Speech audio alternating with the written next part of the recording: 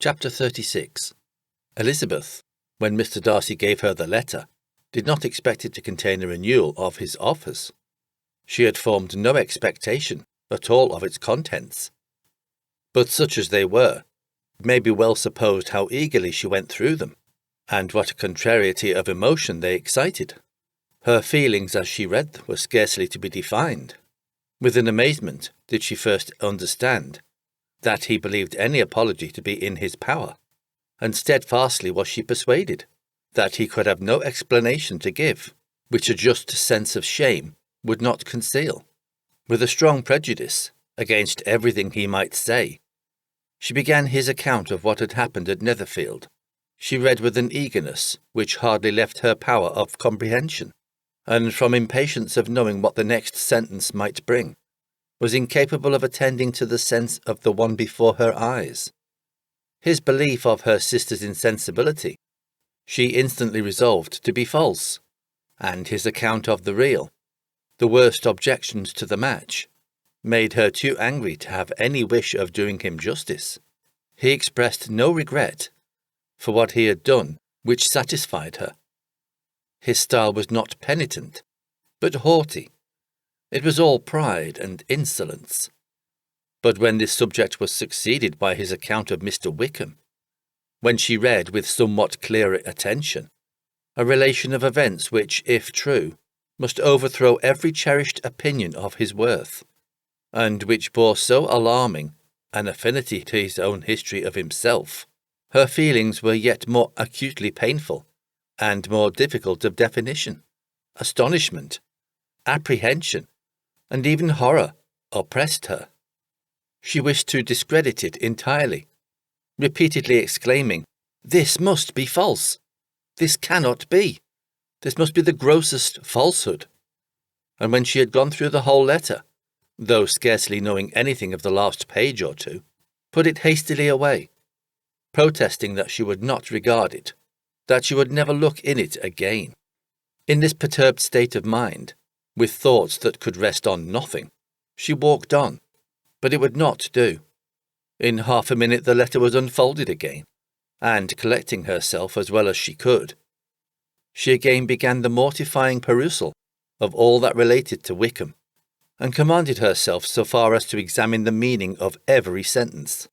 The account of his connection with the Pemberley family was exactly what he had related himself, and the kindness of the late Mr. Darcy, though she had not before known its extent, agreed equally well with his own words.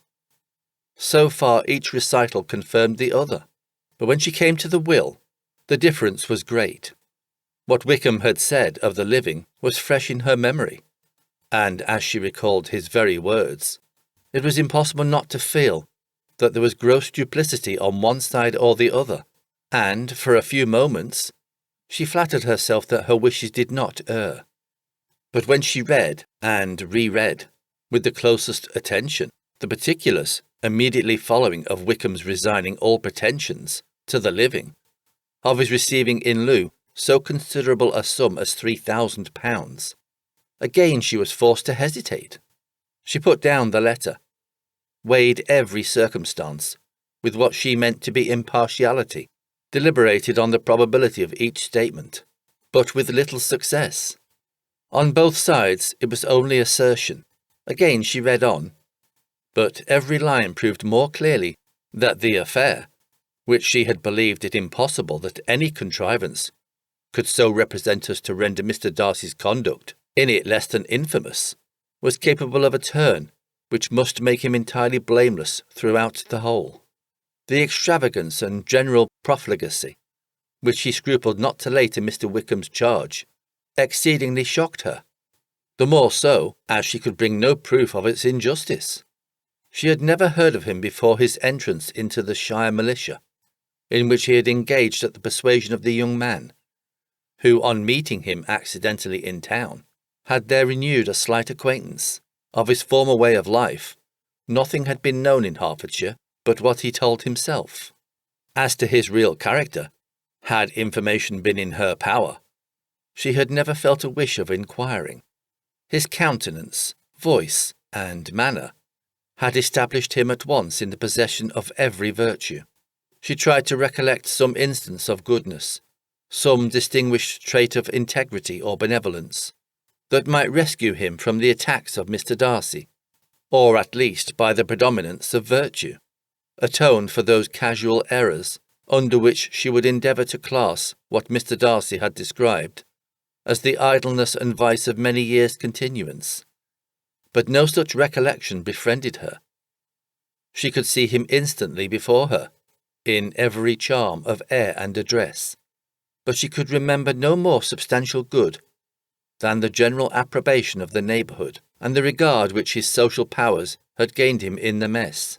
After pausing on this point a considerable while, she once more continued to read.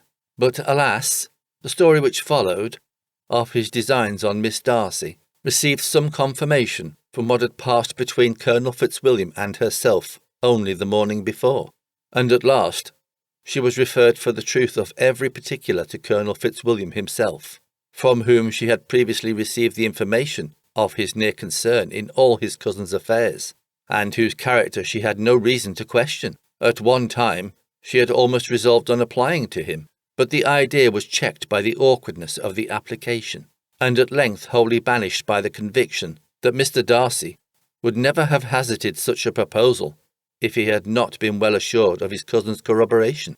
She perfectly remembered everything that had passed in conversation between Wickham and herself in their first evening at Mr. Phillips's.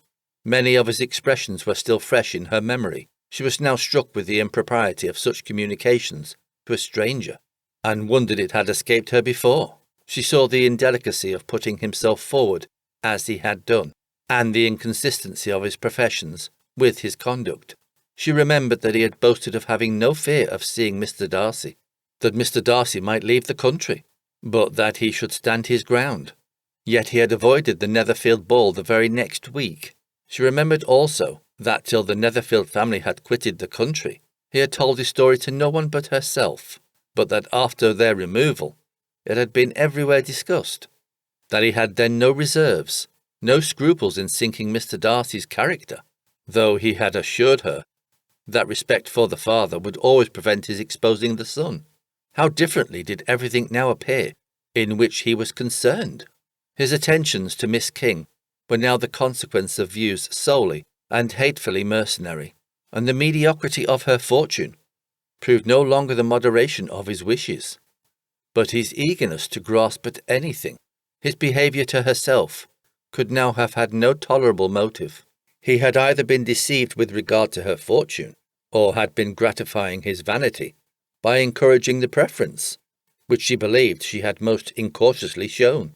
Every lingering struggle in his favour grew fainter and fainter, and in further justification of Mr. Darcy, she could not but allow that Mr. Bingley, when questioned by Jane, had long ago asserted his blamelessness in the affair, that, proud and repulsive as were his manners, she had never in the whole course of their acquaintance, an acquaintance which had latterly brought them much together, and given her a sort of intimacy with his ways, seen anything that betrayed him to be unprincipled or unjust, anything that spoke him of irreligious or immoral habits, that among his own connections he was esteemed and valued, that even Wickham had allowed him merit as a brother, and that she had often heard him speak so affectionately of his sister as to prove him capable of some amiable feeling, that had his actions been what Wickham represented them, so gross a violation of everything right could hardly have been concealed from the world, and that friendship between a person capable of it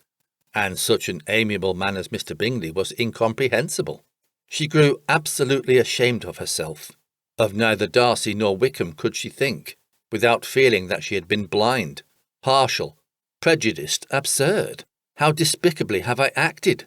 she cried.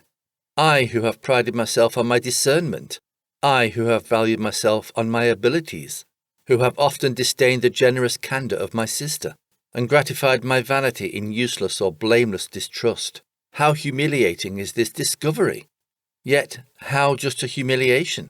Had I been in love, I could not have been more wretchedly blind. But vanity, not love, has been my folly. Pleased with the preference of one and offended by the neglect of the other, On the very beginning of our acquaintance, I have courted prepossession and ignorance, and driven reason away where either were concerned. Till this moment, I never knew myself. From herself to Jane, from Jane to Bingley, her thoughts were in a line, which soon brought to her recollection that Mr. Darcy's explanation there had appeared very insufficient, and she read it again. Widely different was the effect of a second perusal. How could she deny that credit to his assertions, in one instance, which he had been obliged to give in the other? He declared himself to have been totally unsuspicious of her sister's attachment, and she could not help remembering what Charlotte's opinion had always been. Neither could she deny the justice of his description of Jane.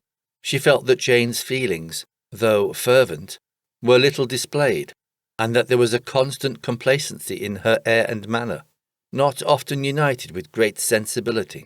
When she came to that part of the letter in which her family were mentioned, in tones of such mortifying yet merited reproach, her sense of shame was severe. The justice of the charge struck her too forcibly for denial, and the circumstances to which he particularly alluded, as having passed at the Netherfield ball, and as confirming all his first disapprobation, could not have made a stronger impression on his mind than on hers. The compliment to herself and her sister was not unfelt.